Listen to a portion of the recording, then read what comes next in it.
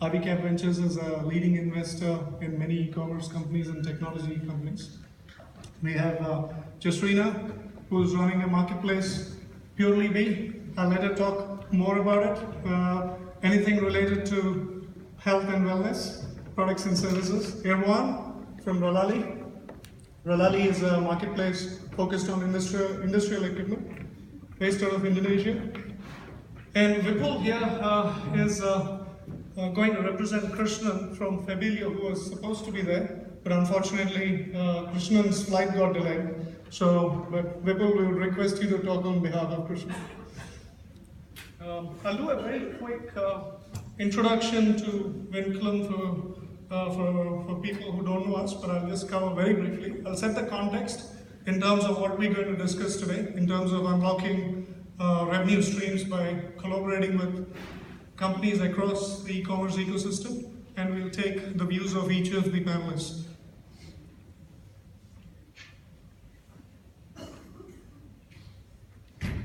How do I do it? Okay, it did work. I thought it did work. Okay, just a very quick look. What we do, we're a software company with SaaS-based products for order management and fulfillment. So we are funded, backed by Axel Partners and IVCap. The area we focus, retail, multi-channel retailing. There's a suite of products there. I'm not going to talk about that today, but essentially all products are related to helping order management and fulfillment and helping collaboration between channels.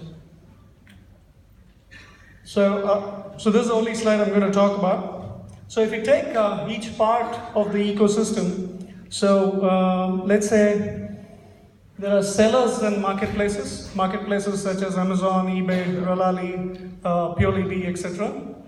Then we have eTailers, who are, the way I'm defining this is people predominantly selling online with minor presence offline, with or without stores, but more strategic presence online. Retailers, brick and mortar retailers who are selling online as well, but predominantly their base is brick and mortar stores. CPG companies, consumer packaged goods. So essentially all are, we know the leaders there.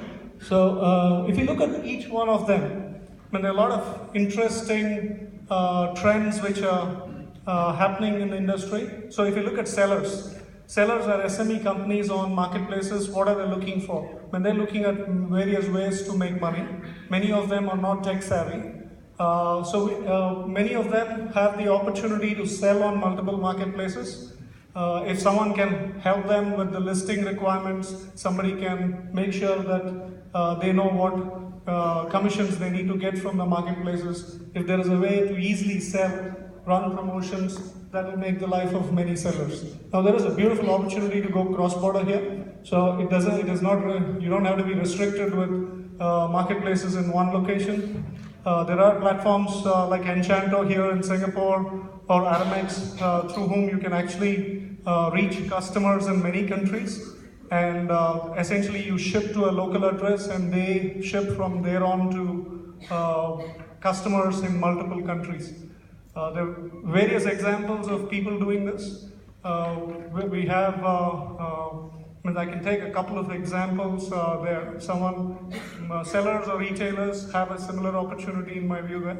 So if a company called Jaipur in India, which makes ethnic wear, Indian wear, they sell approximately in 30 odd countries globally, primarily using the Aramex platform.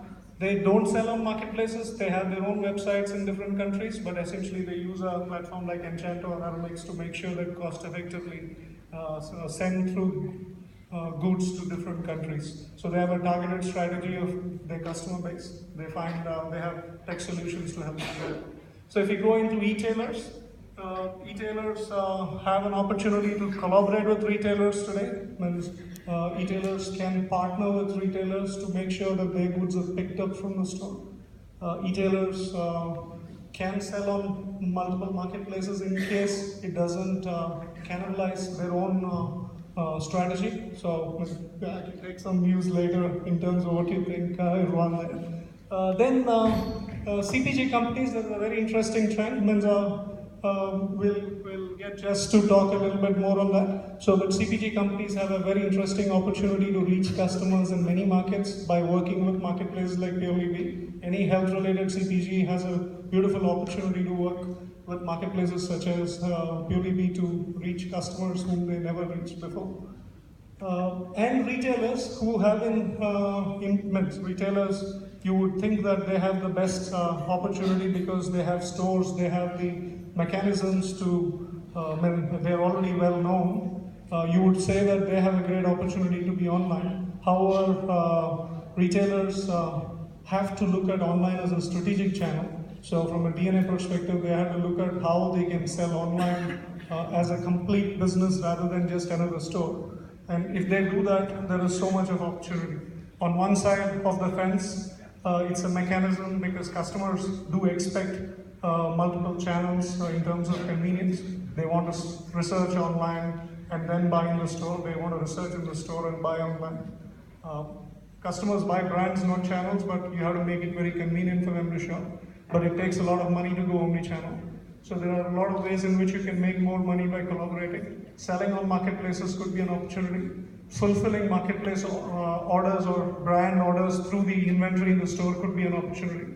So ship from store, making the store a delivery center by having people, if you go shop on an Amazon, you'll get an option saying, these stores, you can pick it up from these stores or have the product delivered to your residence. So these things are already available today. So, but what you can do is to increase the footfall in the retail shops, which potentially can result in additional revenue for the retailers. So each of these, there are commonality in terms of tech solutions there. You need an order management solution which can work across channels. You need real-time view of the inventory. Again, there's opportunity to bargain better with 3PLs using marketplaces. That's something we will talk about as well. These two are, in a way, channels, I would say. Marketplaces, if you look at what marketplaces want, they want to add sellers easily. They want to be working with retailers. They want various ways in which they go from online to offline. So all the top guys, in a way, are trying to reach people online.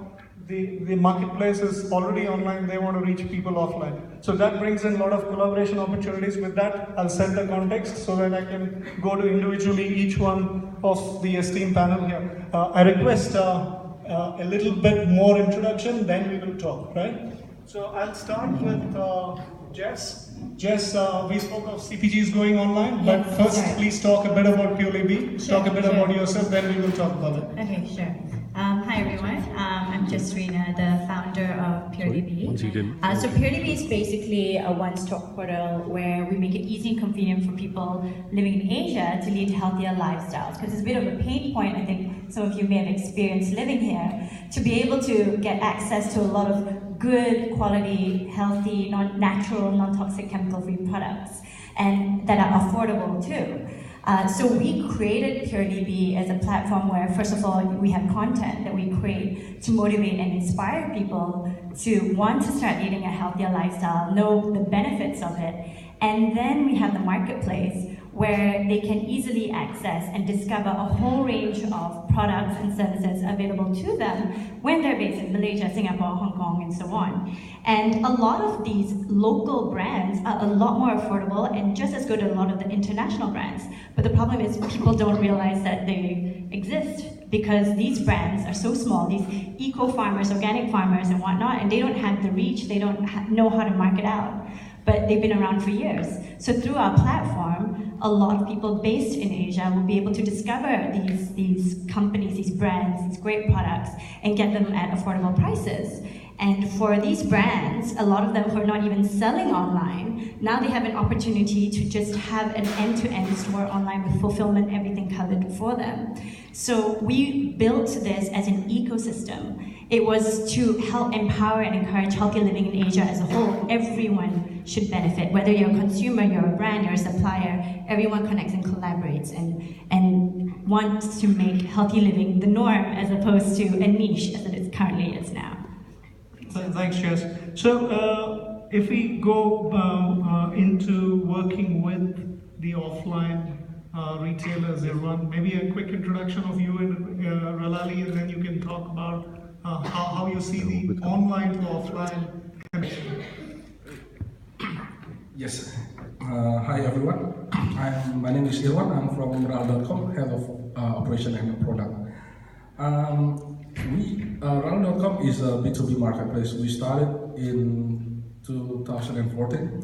The product that we sell is we started as MRO, maintenance, repair, and operation product, but it expanded to a different sort of category right now. Answering Vinculum questions about offline to online. Other way around. Online to offline. How do you work with sellers who have stores? Seller with store, they usually most of the sellers in the B2B space usually are a Generation Y baby boomer, where they very comfortable with the space they're having right now. The business is run for generations already, and by giving them a new technology, it helps them in operational way. Let's say most of the operational now is done using Microsoft Excel. It's very manual. By giving them a solution of technology, it helps to optimize their daily operational, and it helps them to sell more things on our marketplace across the nation, hopefully across the globe in the next few years. So many of your sellers have 5, 6, 7 stores, Yep. which are dispersed in different locations. One of the opportunities they have is that they get much more visibility in a marketplace like Relali. Yes. And they also potentially can leverage your bargaining power. Yes, absolutely. With multiple sellers, it helps them to streamline their daily operation in terms of inventory management and in terms of managing their warehouses as well. And by giving them a technology it connected to Rally web stores, they can sell it with the live inventory. And Rally also, as a marketplace, has a bigger bargaining power to a 3PL. We integrated like 5 to 6 3PL in Indonesia, and we have a bargaining power to give those sellers a better price for delivering their goods across the nations without having to have their own delivery armada. But continuing with you on one more question, if in terms of the people with the offline stores, you have to find an easy way to put their catalog onto your marketplace. So mobile is the way to go? Yeah, mobile is the first thing that our main weapon on penetrating on the B2B market. One other thing is product information management tools that we have together with Vinculum that streamlines everything in terms of data duplications, wrong product information. It helps on cleans up the data. In terms of let's say in MRO, specification of a product is very important. Well, I'll give you an example like a generator set. A generator set has to have like 5 information. Let's say the type is open. I mean something like that can be filtered across, can be searched easily, and by using product information management tools, master data management, it helps all the sellers to have an exact same information across all their internal application as well. Not only on marketplace, but also in their internal application as well when it is integrated. So from a customer perspective, he sees the same image in the same description, no confusion. Exactly, it's master data management.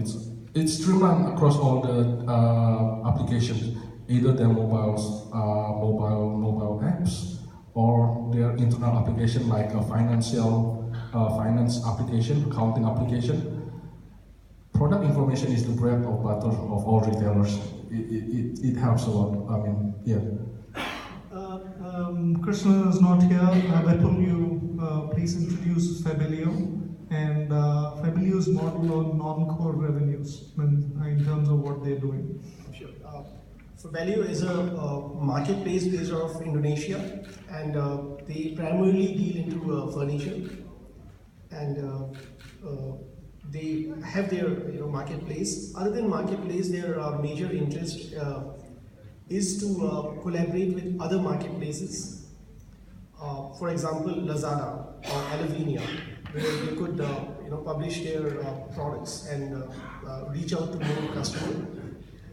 At the same time, there are many eTailers who are, for example, dealing with office supplies, and they also wanted to publish their inventory with these eTailers as a seller and get more customers out of it. So to achieve this, we are using Vinculum's order management piece along with the seller panel. And the benefit that they are achieving is they went live with the new system 4 to 6 weeks, and the existing API integrations with other marketplaces help them keeping single inventory published and real-time updated at all the channels where they are selling. So they are selling in multiple countries through this mechanism? Currently they are selling in Indonesia, but very soon they are going to start selling in Singapore and other Southeast Asian countries. Okay. I'll come to you in a minute, Ashish. Jess, you have many suppliers who you're targeting from the Western countries. Yes, that's right. Yeah. So you want to talk about it? Sure. So when we launched this, whilst we were very targeted towards Asia, we actually had a lot of brands from Australia, US and UK reach out to us because they all wanted to expand and tap into the Asian market. But they don't understand enough about the market, and they don't have in order for them to target and build the reach to the Asian community, it's not going to be that easy for them. Whereas they saw what we were doing and found that it was a natural fit. The same brand values in terms of holistic wellness and what's natural, healthy, and so on.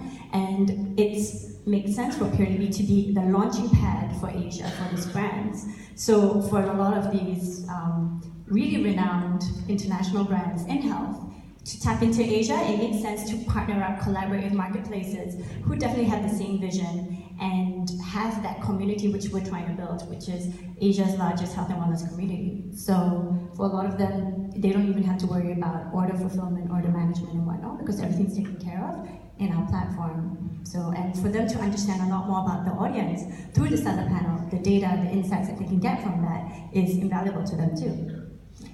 Ashish, how do you see the industry progressing? When we are seeing all there are a lot of scary news out there in terms of 2016. What do you see as the trend in e-commerce and retail in general?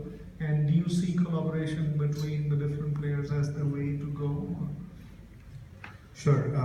Yeah. So I think in spite of 2016, I think one thing we should recognize is that this is just the start of a big wave. And people go .com, but the fact is 15 years from 2000, internet has penetrated all our lives. And the same thing we're going to see in e-commerce. It's not going to be any different. We'll have like troughs along the way, but that's what we're going to see. If we look at it from the sort of investor perspective and the consumer perspective, right? I think there's going to be obviously pressure on all eTailers and marketplaces to build scale and brand. There's going to be pressure to demonstrate unit economics. And both these tie into the fact that they need to differentiate themselves. So this whole point is that, yes, there's a big market out there, I have a business model, how do I differentiate myself? And that takes you to what the customer wants, really. And what the customer is looking for are things, of course, he's shopping for good deals online. And you can maybe win a few transactions and get him engaged by offering discounts, but that's just one small piece of the whole pie, right, when it comes to differentiation. he's looking for a good experience, both in terms of discovery of product ideas, in terms of how he gets fulfilled, what the service levels are, and also, how he engages with the community and the brand that marketplaces or retailers might try to build. And for that, I think there's a whole lot of transformation required on the supply chain side, on the logistics side, on customer analytics. So I think this whole ecosystem is going to become much larger, and various pieces of this ecosystem, various players, software companies, logistics companies, eTailers, marketplaces, all of them will evolve in order to deliver this differentiation in a very, very large marketplace. So I think this is really a huge opportunity from my perspective. Okay, our time is almost done. So, in fact, it's done. Time is up, I see that. So we can take questions, but essentially what we wanted to showcase here was the perspective of eTailers, marketplaces, and the investors in terms of how collaboration opportunities are there and how that can drive unit economics and help the various parts of the ecosystem to succeed. That's really what we were trying to explain through the discussion. So you can please target your questions at any members of the panel, or I'm happy to take it.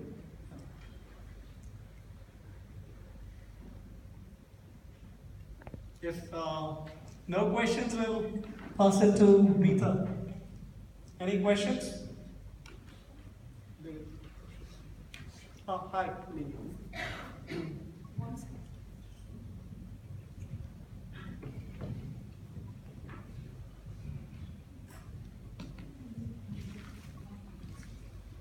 Hi, my name is Winnie from Kimberly Clark, Vietnam. Thank you for all the speakers today. I want to have a question for, I think, two speakers from Marketplace. Okay. Yeah, sorry, I forgot the name. This is Irwan from Ralali and Jasrina from Purely Bee. Okay, so my question is pretty much basic. Because we know that, as you just said, that consumer come to e-commerce, they're looking for a different experience, not only about a discount or cheap product. They also expecting for a better service and a fulfillment process. However, when we are trying to selling, let's say, our hockey diapers online, and we are working with our e-tailer, and the first thing on the conversation is always, can you give us a better deal so that we can give the better price for the consumer? So if every conversation is start from cheap price, so how we gonna make the profit from all of us? I mean, from the consumer, they always think like e-commerce is a bargain place for them to buy, which will create a conflict of sales channel like MTGD and e-commerce. From a brand and marketplace perspective, you're also not making any more profit because cost of delivery, cost of warehouse, cost of fulfillment is a huge cost, I believe. So, do we have a balance of running the model and how we can change the perception of people when they come to online shopping? Do you want to, I mean, of course, your products are possibly not directly applicable there, and neither is Irwan's in a way. But you would still want to take a shot? Yeah. Well, for us, obviously, it's a different perspective because when it comes to health and wellness, it's different. When it comes to your health, are you looking for the cheapest product? Not really looking for the best quality product for an affordable price. So, which is why precisely we started this business in the first place. But what we feel adds value to that is the content, which is why when we started this, we created content first to educate people why these types of products are important for you. And for them to know, let's say, if I give you an example, coconut oil, right? So if you have an article on the benefits of coconut oil in a very easy to read layman type of terms that's applicable to them, relevant to them in their daily lives, and immediately they can purchase a range of products that contain coconut oil. That's maybe something for your hair, washing your hair shampoo, and something that's edible, right? And so we have a range of products there, and from there, from the consumer to see, we make sure that the pricing is still affordable, but you don't completely cut off your margins where you're not a sustainable business in the long run. But for the users, for them to know the benefits of the product, the value of the product, they're willing to spend that amount of money for it. So the content plays a very important role in that. Aaron, do you want to add to that? Because obviously she has an easier job. Yeah, with products which is slightly better margin, let's say. Well, bargaining is really common in B2B spaces. They always ask, but one thing that I realized in the last 2 years, price is not a priority anymore. What we offer is a reliability. If we can deliver goods within the lead time, and that's the QC that past QC, price is the second or third thing in B2B space. And one thing is in marketplace, the positive thing in marketplace is the seller is responsible for setting up the prices. So hopefully, bargaining is less happening in marketplace than in the e-commerce.